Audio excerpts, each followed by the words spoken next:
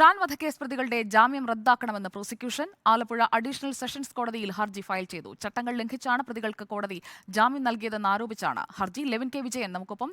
Levin K Vijayan, പ്രതികളുടെ ജാമ്യം റദ്ദാക്കണമെന്ന ആവശ്യവുമായി പ്രോസിക്യൂഷൻ രംഗത്തെത്തുന്നു. കുറ്റപത്രം മടക്കണമെന്നുള്ള പ്രതികളുടെ ആവശ്യവും കോടതിക്ക് മുന്നിലുണ്ട്. എപ്പോഴായിരിക്കും വാദം കേൾക്കൽ?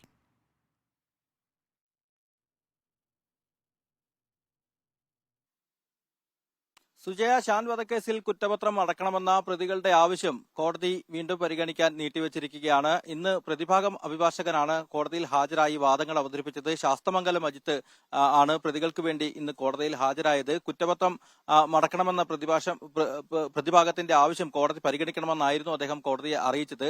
ഈ കേസുമായി ബന്ധപ്പെട്ടുകൊണ്ട് 2021 ഡിസംബർ 18 നടന്ന ഷാൻ കൊലപാതകത്തെ തുടർന്ന് പത്തനംതിട്ട ജില്ലാ പോലീസ് മേധാവി കേസ് അന്വേഷിക്കാൻ ചുമതലപ്പെടുത്തിയത് സി ബ്രാഞ്ച് ജില്ലാ ക്രൈംബ്രാഞ്ച് ഡിവൈഎസ്പി PV ബെന്നിയായിരുന്നു. അദ്ദേഹം കേസ് അന്വേഷിച്ച് കുറ്റപത്രം സമർപ്പിച്ചു.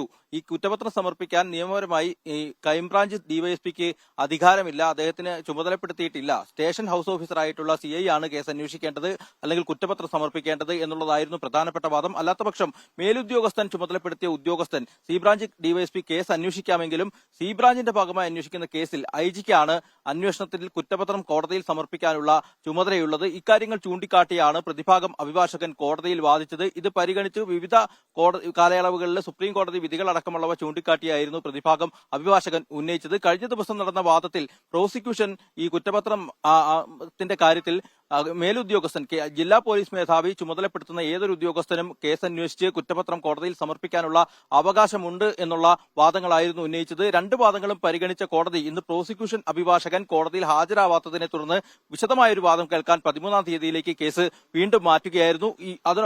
അതോടൊപ്പം തന്നെയാണ് ഷാൻ വധക്കേസിൽ നിലവിൽ അറസ്റ്റിലായിട്ടുള്ള റിമാൻഡിൽ കഴിഞ്ഞിരുന്ന 11 പ്രതികൾക്കും വിചാരണ വൈകുന്നതിനെ തുടർന്ന് കോടതി ജാമ്യം അനുവദിച്ചിരുന്നു. ഈ ജാമ്യം റദ്ദാക്കണമെന്നാവശ്യപ്പെട്ട് വാദിഭാഗം അല്ലെങ്കിൽ കോടതിയെ ഇന്ന് വീണ്ടും സമീപിച്ചു. ജാമ്യ വ്യവസ്ഥകൾ പാലിക്കപ്പെട്ടില്ല, അതോടൊപ്പം തന്നെ ജാമ്യം അനുവദിച്ച കോടതിയുടെ തീരുമാനം തെറ്റായിരുന്നു എന്നുള്ള കാരണങ്ങൾ ചൂണ്ടിക്കാട്ടിയാണ് പ്രോസിക്യൂഷൻ കോടതിയിൽ ജാമ്യ ഹർജി പുനഃപരിശോധിക്കണമെന്നാവശ്യപ്പെട്ട് ഹർജി നൽകിയത്. ഈ ഹർജിയിലും 13-ാം തീയതി വാദം കേൾക്കും. ഏതായാലും ഷാൻ വധക്കേസിലെ വിചാരണ വൈകുന്നു എന്നുള്ള ആരോപണങ്ങൾ നിലനിൽക്കെയാണ് ഈ കുറ്റപത്രവുമായി ബന്ധപ്പെട്ട കേസും പ്രതികളുടെ ജാമ്യവുമായി ബന്ധപ്പെട്ട കേസും 13-ാം തീയതി കോടതി വീണ്ടും പരിഗണിക്കാനിരിക്കുന്നത്. സുജയ, ശരി. ലെവിൻ കെ വിജയനാണ് ആലപ്പുഴയിൽ നിന്ന് വിവരങ്ങൾ നൽകിയത്.